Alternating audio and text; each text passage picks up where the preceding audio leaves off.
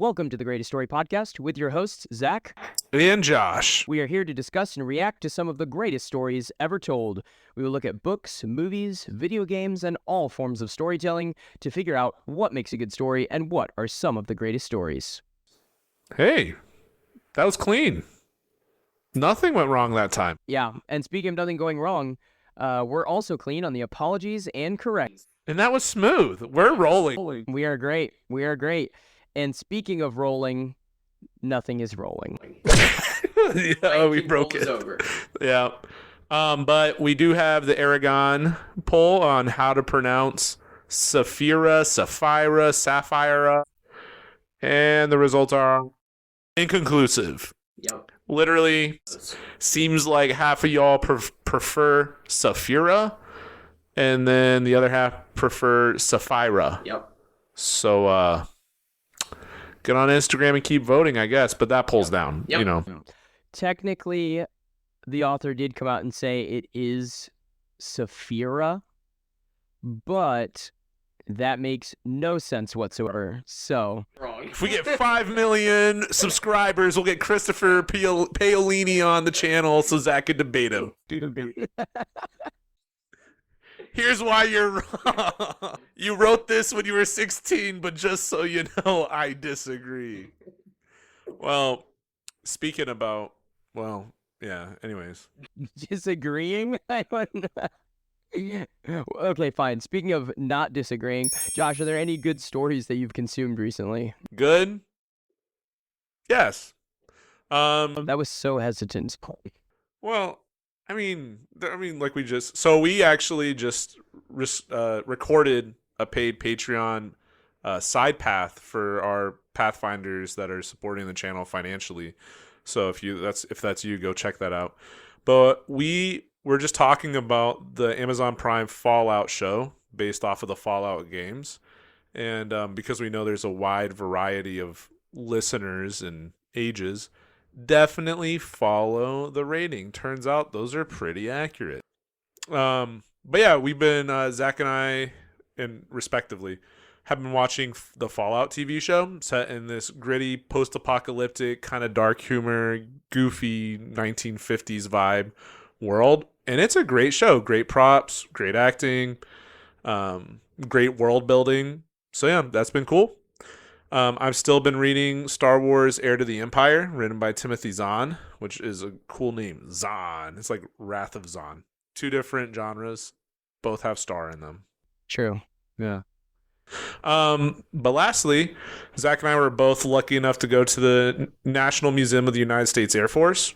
So real quick, my favorite exhibit was the Doolittle Raid exhibit, following Doolittle and his courageous and semi-tragic but heroic mission where they stripped down some bombers that were meant for the Army, made them lighter, flew them off an aircraft carrier knowing that it was a one-way trip, and the vast majority of them made it, even though they crash landed in enemy-occupied China. Yeah, that was my favorite exhibit. What about you?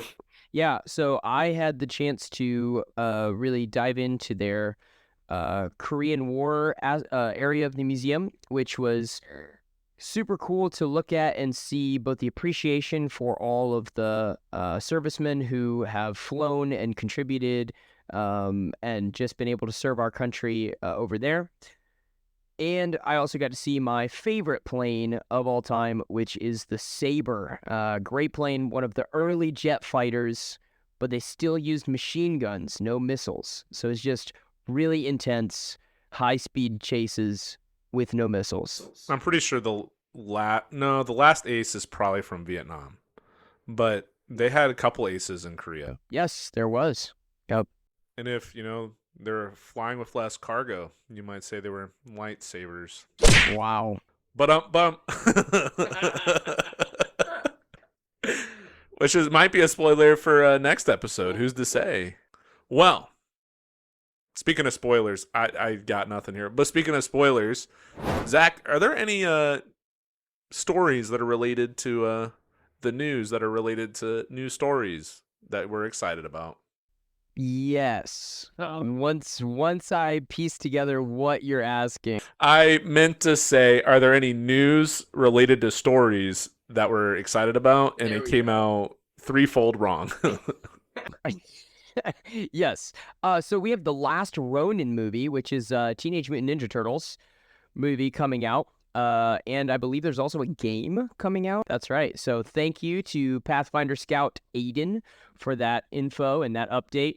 I'm intrigued. I don't know much about this story, but I would be willing to check it out. Yeah, I was able to look into it. It's going to be a very gritty. This doesn't seem very Ninja Turtle-y. It's kind of like Batman. Okay. Set in like Blade Runner kind of atmosphere. We also have the Minecraft movie scheduled for 2025 release date with Jack Black and Jason Momoa. Thank you. Oh my goodness, blank there. Yep, Jason Momoa.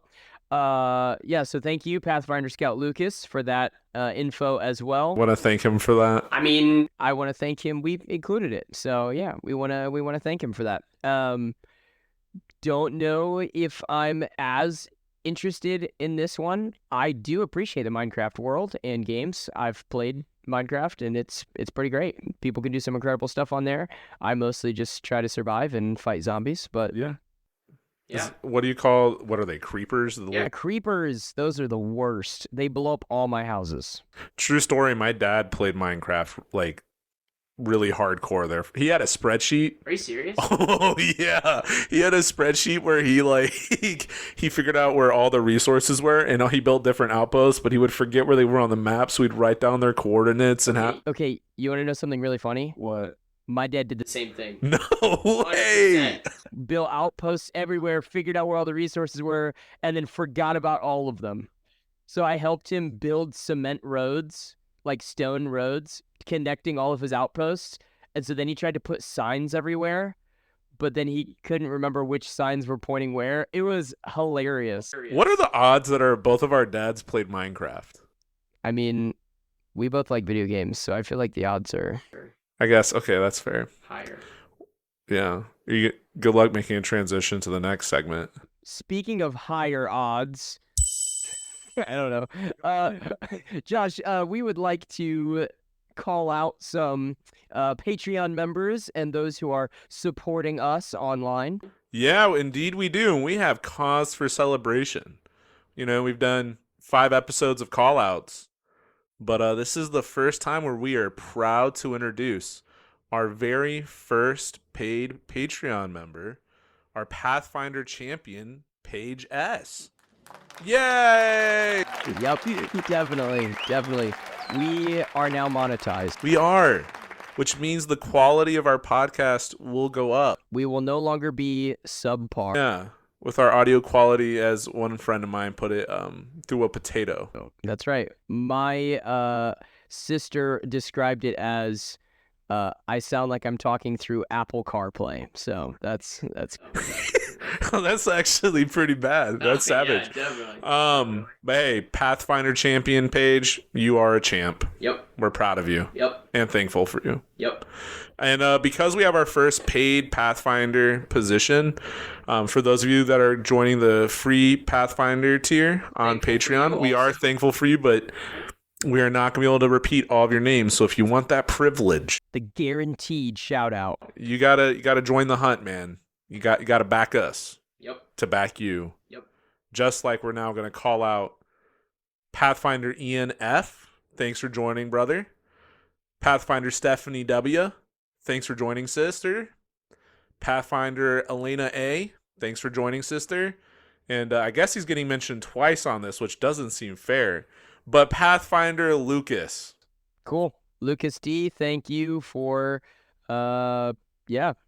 joining us and joining the hunt. And telling us about this goofy Minecraft movie. We'll see. Well, we'll keep you updated maybe like season 4 whenever 2025 runs around. 25 hits. That would be about season 4, I think. There you go. As for YouTube, we got a lot of comments this week. We had a lot of chatter. Which is great. Which is amazing. Probably the one that made us laugh the hardest, though. Alexis suggested we review Dance Moms. Yep. Yeah. Dance Moms, which, you want to throw out a number, like what? Like an over-under? Well, I'm just saying, like, if we get a certain number of likes, we'll do it. Oh boy. Like new members, No, I mean I was gonna say like liking the comment. Yeah. if we get, I normally say 5 million. I'll tone it down here. Yeah, If we get 100 likes, Guaranteed. if we get 100 likes on Alexis's comment about Dance Moms, we For sure. It for sure episode. Yep. 100 comments or 100 likes, and we will slot Dance Moms. yeah, my heart rate just went up. Because that's plausible. You guys can make it happen, and I really Should we put a subscriber count on there too then? yeah. Like 250, 300? Oh, on YouTube? Yeah. Like Yeah, for sure. For sure. Okay. I really don't want to do this. What number? 250. 250. Okay. Which, by the way, 100 likes and 250 subscribers on YouTube, and it's in. Which I believe we need 500 YouTube members. That's not the right word. Subscribers to actually join the YouTube Fellows program.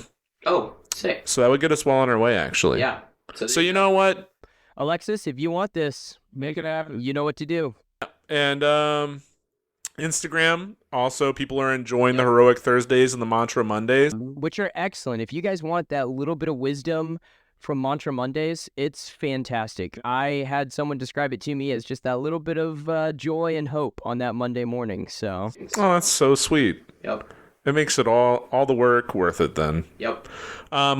We went, again, like you guys keep sharing and keep joining. We went from like 20 members to I think we're over 50 now on Insta. So we're also popping there. So, hey, way to go, team. Part of that was, well, we already covered the Aragon poll, but we keep doing polls. Yep. You're going to see, I think, Snacks coming out soon. Well, the results- like we're gonna share the results. yeah, we'll share the results from that one next week. Right now.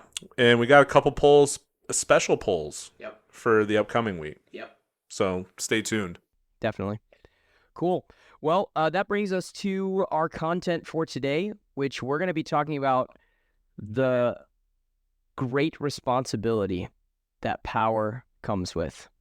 That it bestows. Because with great power comes great responsibility. That's right. We're talking about Spider-Man, Not pizza. not pizza.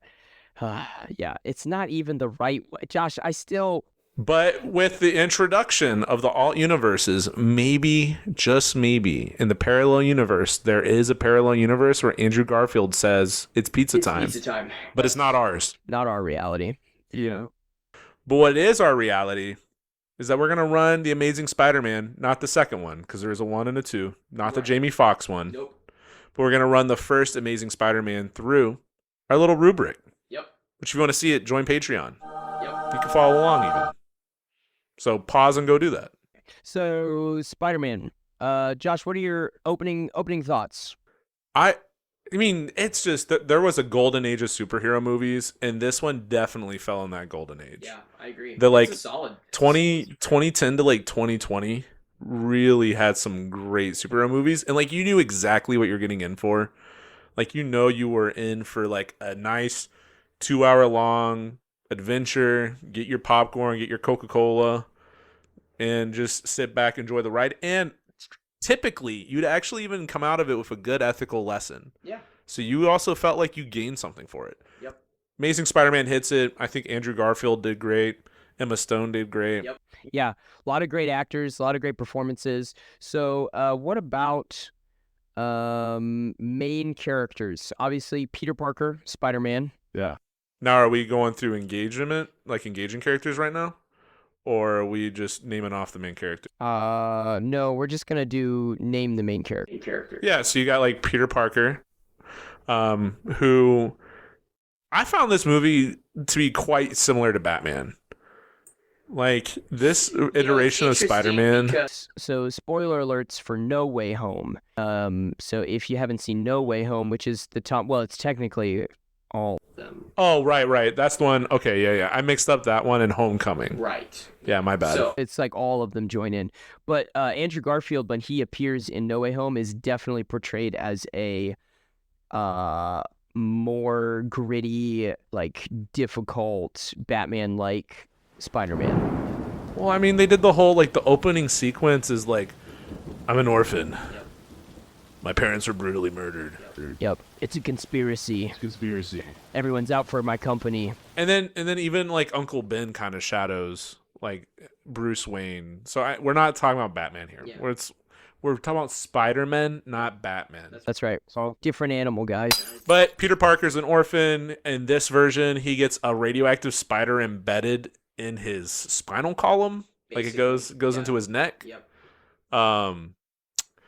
Struggles with the basic plot is he struggles. Which okay, I just gotta. You mentioned that one of the worst scenes, and they just do it so well. Andrew Garfield just does it so well. Yeah. When he reaches back and yanks the web out of his like the spider bite. Oh man, it's just like the sound and his face. I feel it every time. I'm pretty sure he pulled the whole dang spider out. Oh yeah. It's not just a bite. Web spider, like he just like.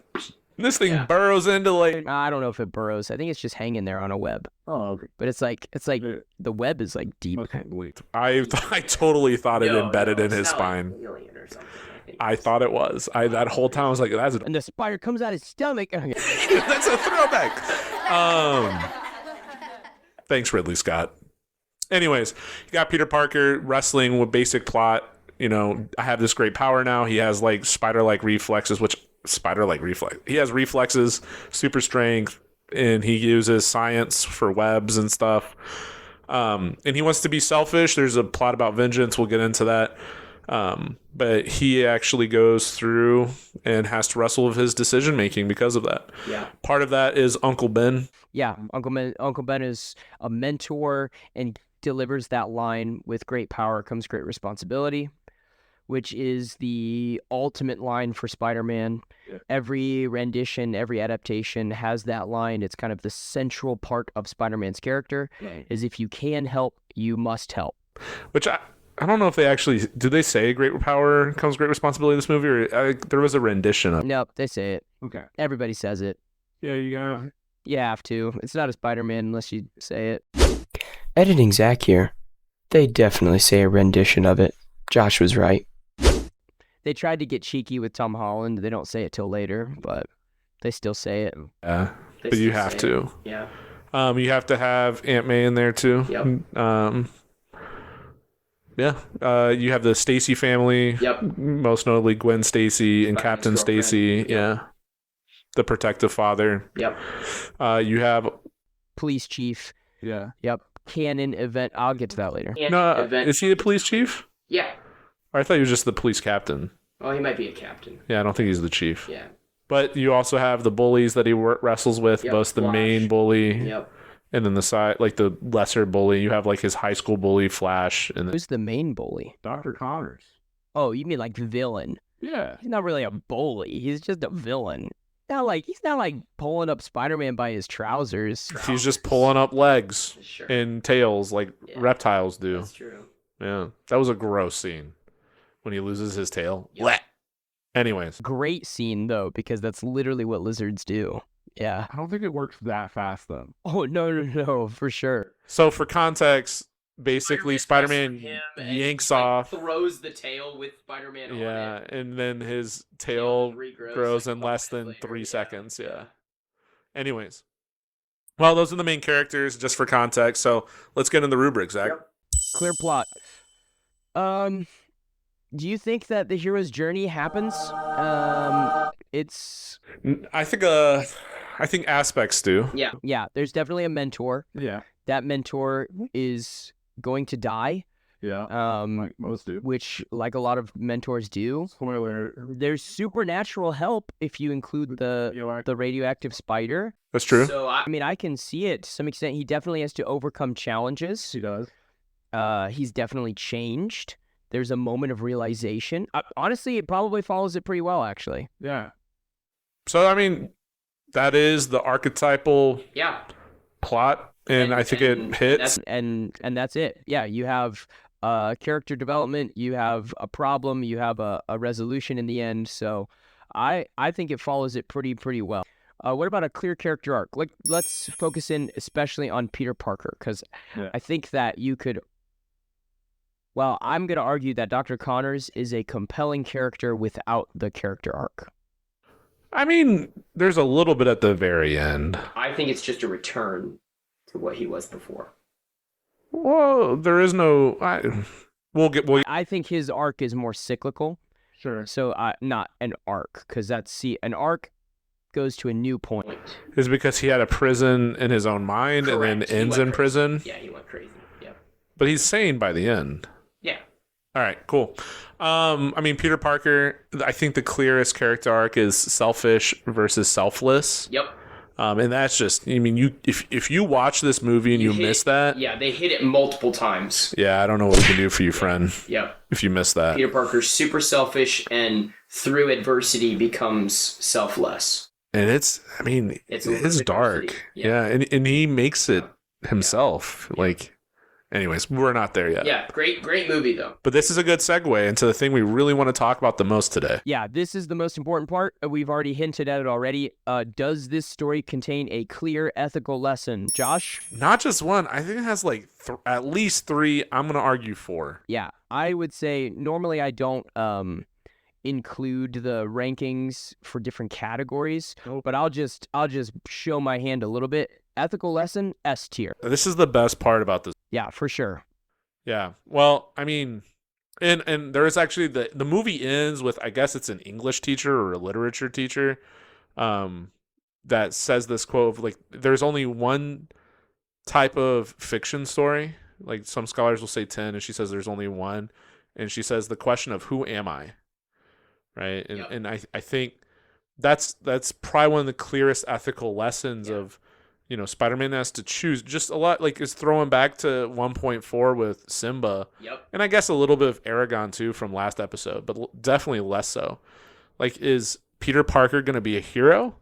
Right. Or is he going to be like a villain, but not like a super villain, like I just look out for myself, only do it myself. Right. So I think the first stop on this ethical journey, if we're going to try to go through these points, is vengeance is wrong. Yeah. Right? Like, is vengeance something that actually brings us joy and healing? Is retribution actually healthy? So where do we see that, Zach? Yeah, so one of the clearest examples is the revenge arc that Peter Parker takes. So before Uncle Ben dies, but after Peter Parker gets his powers, he bullies the bully. So he bullies Flash, humiliates him, ridicules him. Remorselessly. That was mercilessly. Different. Yeah. Or without remorse. Or both, in fact. Yeah. So that happens, and Uncle Ben actually is upset instead of encouraging at Peter Parker's quote-unquote vindication, right? So this bully has now been humbled, and you would think Uncle Ben would be like, hey, great job, you know? Which, to be clear, this is because Peter shows up to his aunt and uncle's house, like, needing a raw steak just put on top of his face like 2 or 3 times. Yeah. And so Uncle Ben knows, and and he's talked about it with Peter. Is this the scene where Uncle Ben says, like, your dad had philosophy, and then it's like you have that's later. Oh, that's later. We'll pause then on that one.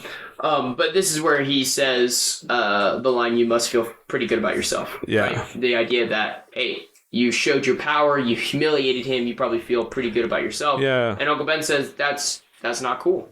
Right? Yeah. That must be so cool, man. Right? And I think we can all relate to that, right? Like, I think the need for vengeance. Yeah. To humiliate those that have humiliated us. And we come out on the other side and it's just hollow. Yep. Right? And you now become the very thing that you wanted to destroy. Yep. Right? Like, if you try to defeat a fire with a fire, technically, scientifically, if your fire is big enough, you'll suffocate the other fire. But guess what? It's just a bigger fire. I don't know. Science. Unhelpful science. Right. And this even, like, this actually is going to spin into the next point. Yeah. Right? Because there's a petty little scene here that turns into a very profound scene where Peter is tired. He, like, walking around New York City after throwing a temper tantrum, which we'll probably get into in a second. But he wants to buy some milk at a 7-Eleven type convenience store. And he witnesses some not nice behavior, and he witnesses a crime, and then he pays it back with, Not not helping. And that, you dissed me, I'm not going to help you. and just like the spider bit him in the neck, this is going to come back and bite him too. Yep. Because that same robber that he doesn't help stop is the one who ends up murdering Uncle Ben. Yeah.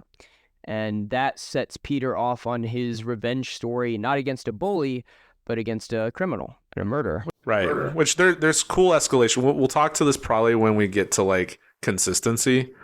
But we go from vengeance is wrong / unsatisfactory, right? Like Peter basically tries to take 2 pennies or something from like the, leave a penny jar.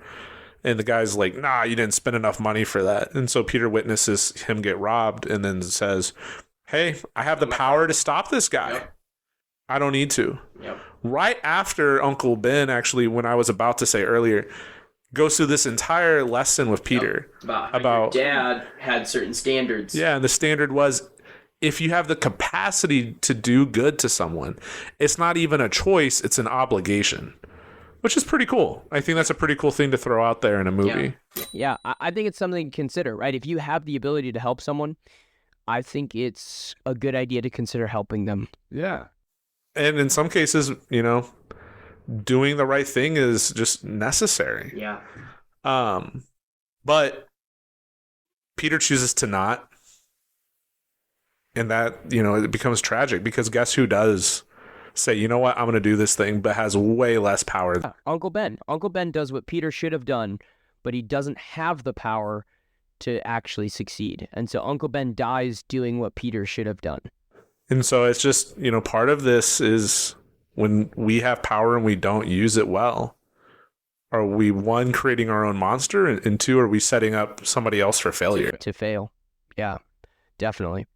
So you have this idea of responsibility, of doing good, of using power and influence well, and you have the idea of generosity and family. You have Peter is a teenager and he's struggling with thankfulness, gratefulness, struggling with, my uncle and aunt have basically been parents to me, but I kind of don't like them right now. And so there's this conflict here, but I think Peter, even especially in his grief, right, recognizes the thankfulness that he has for Uncle Ben and for Aunt May. Yeah. And you see him grow to take better care of Aunt May after Uncle Ben is gone. Which, because, again, that's his fault. Because he was also supposed to pick up Aunt May and doesn't, because he's researching. He's being selfish and just getting involved in himself. Yeah, I mean, and it's not even like selfish in the sense of like, I went to the arcade with my friends. Right. It's not bad. Right. It's just selfish. But I wanted to go to Toshi Station. No, he was working at like a job, right, at Oscorp, and he was trying to figure out what happened to his parents, which is not inherently evil, but he prioritized that. Because he prioritized that, he ends up making his own monsters. Yeah. Not once, but no, but like literally makes a monster. I mean, he gives the correct code formula, whatever, for Dr. Connors to be able to make his serum to turn people into lizards. Well, technically it's to help people regenerate limbs, but bad things happen and it turns people into lizards.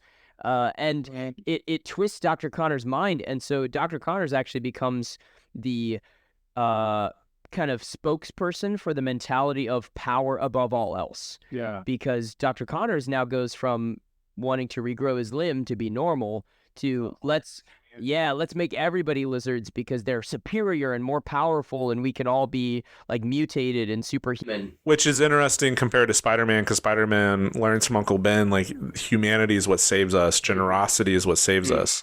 I think Dr. Connors at one point says, like, why should we be human when we can be more? Yep. Right, and so that was cool. But like, I mean, there's conflict there. Yeah. Like, he messes with Flash and sets that up. Like, there's this mini revenge arc, and it's kind of like a pseudo training montage, right? How does Spider-Man get his skills? He basically beats up. He basically beats up petty burglars, criminals, right? And there's this whole montage because he created this monster and he needs to hunt them down. And then that is followed up by Dr. Connors is a literal like Godzilla, not in size, but he's a lizard man. and Peter has to defeat him, and that's something he wrestles with. At one point, he even says, "I have to stop him. I made him." Yeah, definitely. And so we have this conflict. I think the conflict is pretty clear on a couple points. So there's this kind of side arc of his mom and dad, which I think is not handled as well. I think it's introduced, and there's kind of some mystery box stuff, and it's not really concluded much. Yeah, it definitely feels like they had an idea of like, we're gonna do 3, 4, 5 movies, and this is gonna be the through line for that. And it didn't really pan out. There is the idea of Oscorp as kind of the center of the conflict, even literally being the final standoff place of like the conflict. Final battle happens at Oscorp. Yeah, definitely. And then Dr. Connors is the clearest conflict, right? He's the power mantra versus the responsibility mantra. He's the evil, Spider-Man's the good, and they have this clear conflict. And I think there is a resolution, even to the point of Spider-Man, which is one of the things that Spider-Man does so well, is Spider-Man always tries to save his villains. He doesn't just try to defeat them, he tries to save them. And in this case, he does. And Dr. Connors saves him. Yes, right. There's kind of that. It's almost like they together defeat the Lizard. Yeah. And Dr. Connors and Spider-Man are both kind of healed in that sense. Yeah. And Connors stops him from falling off of a skyscraper. Yep. So, what about engaging and relatable characters? Yeah, you want to talk about Peter for a second? Yeah, definitely. I think Peter Parker is a definitely engaging character. A lot of people argue, and I would argue this too, there are some Peter Parkers that I think are better. I think he's an amazing Spider-Man. I love just his movements, his acting, a lot of the things that he does as Spider-Man. But he's definitely a compelling character with these moral issues that he has to work through, with these questions that he has to answer. His one-liners are absolutely hysterical.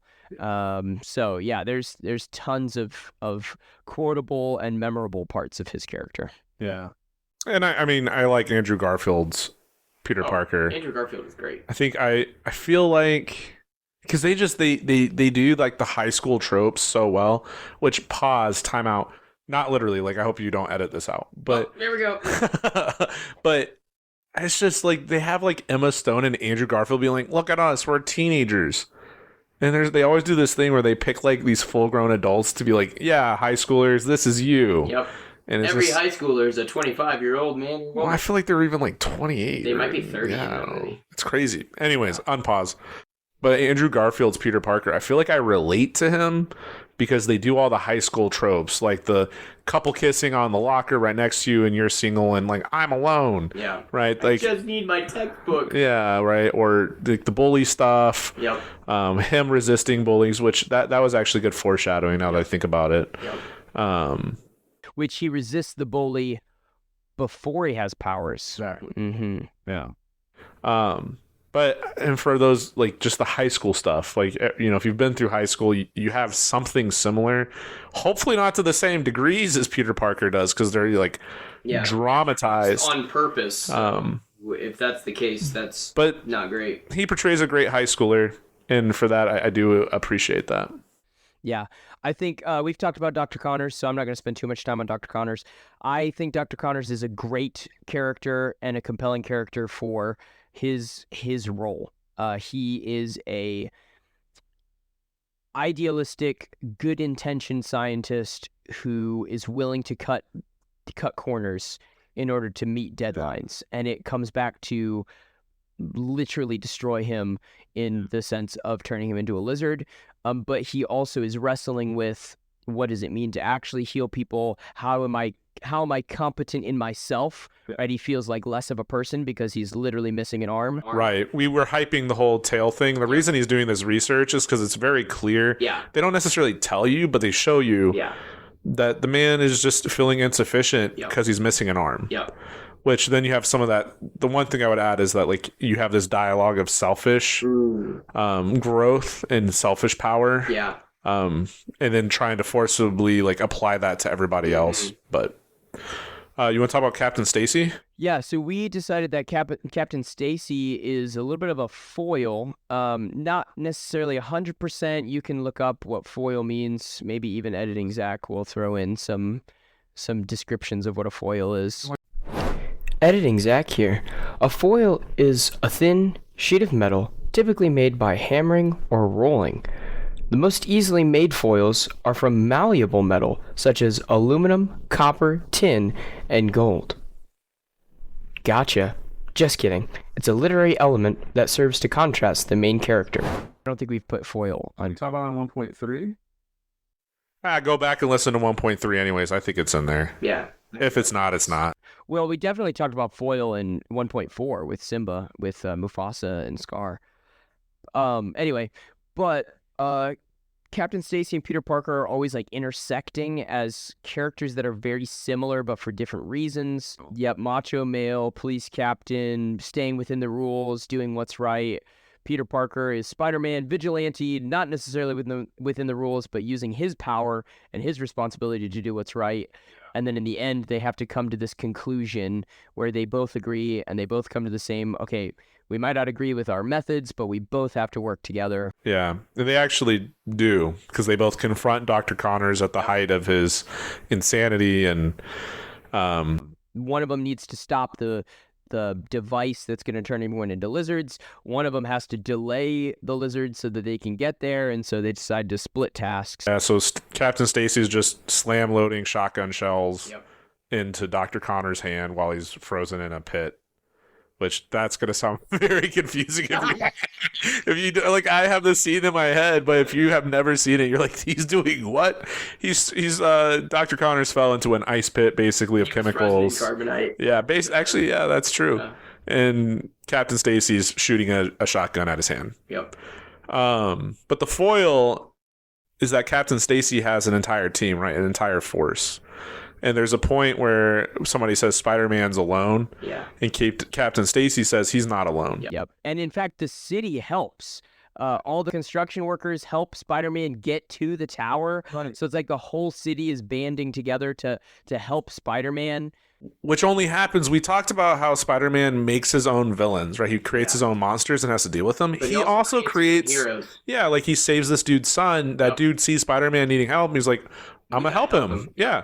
So, another tangent's ethical lesson. Sometimes doing good is reward in and of itself, and you never know how, doing good to somebody else will end up doing good to you too. Yeah, definitely. But anyways, Captain Stacy has a team, right? He's a little selfish because his ego's hurt by Spider-Man, but in the end, he actually sacrifices it all and puts it on the line for Spider-Man, going back to the selfish, selfless thing. Spider-Man learns ultimately from both Uncle Ben and others, but culminating with Captain Stacy, that he might actually have to lay down his life as a hero for the sake of others. Mm-hmm.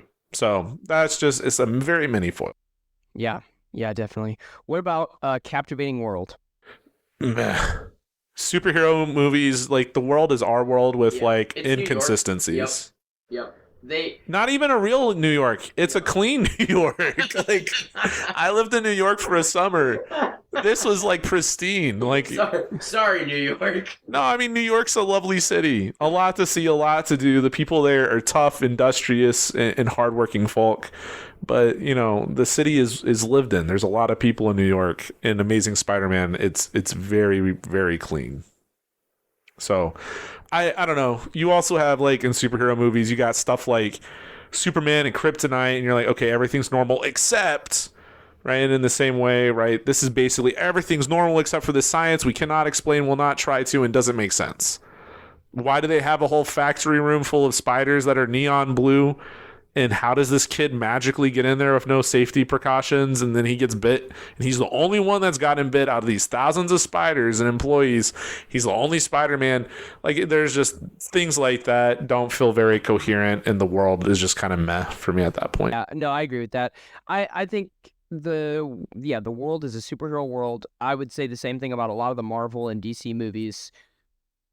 Superhero worlds, it takes a lot to make it really captivating. It's good enough. Yeah. What about consistency? Again, I mean, like, plot-wise, solid. Yeah. Story-wise, solid. Yeah. World-building-wise, not really. Yeah. I mean, I think they do a good job of, so one thing I'll say for consistency, and this is just a personal thing for me, I absolutely love the fight scenes between the Lizard and Spider-Man because they're very fluid, very well choreographed, and they fight like animals. There's even one scene where Spider-Man literally like crawls all around Lizard and webs him up, and it looks just like a spider fighting some other animal. And Lizard, like even with the tail thing or like the way he's climbing up things. And so I think the consistency of the fight scenes is really, really cool. The way that they almost tap into that animalistic, radioactive kind of research that they're doing. Other than that, I mean, it's a superhero world. Yeah, but I mean, again, clearest point for me is thinking about the plot and consistency. Like, there's just a clear escalation, right? Peter Parker versus bullies, Spider-Man versus robbers or gangsters, or whatever you want to call them, and then Peter Parker and Spider-Man versus Dr. Connors and I forget the villain's name. Is it just Lizard? Lizard, yep. Yeah. So, all that to say, pretty consistent. Yeah, definitely. So, where does this bring us, Zach? Well, that kind of brings us to the conclusion of this episode. We want to especially ask you to continue to comment, share on Instagram, share on Facebook, comment on YouTube, like us on YouTube, subscribe on YouTube, Apple Podcasts, Spotify, whatever your platform is. That is seriously a huge help. Super important. Just so you guys know, about less than half, over a third of you watching on YouTube aren't subscribed. Yeah. Stop the shenanigans. But yeah, no, for real, subscribe on YouTube. A lot of you on Spotify. There's a better ratio of following versus unfollowing, but hey, if this is you, follow. Yeah, for sure. And you should also subscribe on Patreon. Come join us. Join the hunt. Become a Patreon. You can join us on the free tier. You can also join us on our paid tiers, which gives you more content, access to voting, a whole bunch of other things coming your way. And speaking of paid, we're hearing whispers.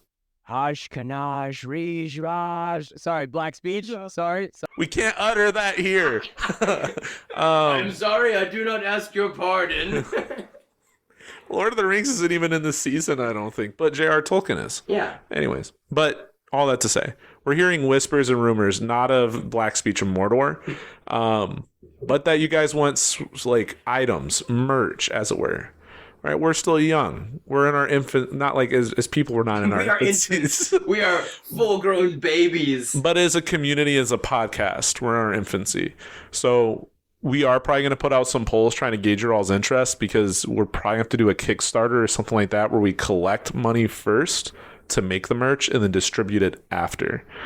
And if we don't get enough of you that express interest, then that's going to go nowhere. So if you see some poll like that and you're excited by that, like, please contemplate giving an honest answer to that, right? If we get like 100 people saying they want to buy something and then nobody does, that's going to be real awkward. And it's going to be hard on Zach and I as individuals. Yeah. But something we're willing to do and we're excited about. Spiral. Yeah. Out of control. I'm trying to figure a way to spiral into our tier chart now. But hey, do a barrel roll. What do you think the tier is for Amazing Spider-Man, Zach? Yeah, so we haven't talked about this beforehand, so we'll see if you agree. I'm in B. So I will say it's a better B than Aragon, because I'm just saying, so for reference, the way that I do my tier is I do all of our rubric stuff, and then I average it out from there. So you actually have the math? I have math, yeah. I'm giving you guys a spiritual, emotional gut answer from the pit of my being. One of us should have the facts behind it. I won't take that personally. I mean, like, the ethics are just so good. They're such good lessons. Yep. Right? Like, I thought a lot about putting in an A, but again, we're looking at the story. Overall. The story is just a classic, right? And I would say it's an above average classic, right? It's not like they just do it and do it okay. They do it well. So I'm cool with B. B it is. Well. Josh, we have made it to the end of this episode. Josh, what are we doing next week? I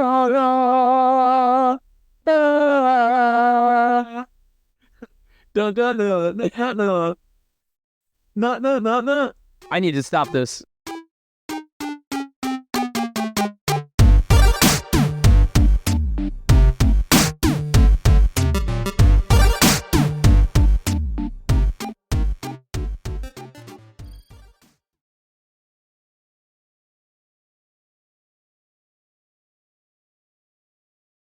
I'm so excited for this next part. What do we do? Seriously, if you want to know what we're doing and when we're doing it, Yeah. yeah, that sounds kind of creepy, actually. I mean, in specific relation to episodes. Anyway, if you would like to know what the greatest podcasts doing, not just Zach. I mean, I'm sure we can Live cam, just a 24-hour like loop video, like they do of like the baby otters or like the little eagle babies. Just pull a Truman Show. It should be an empty room. Like when you go to the zoo. Yeah. Yep. Nice. The animal's sleeping. Sure. Cool.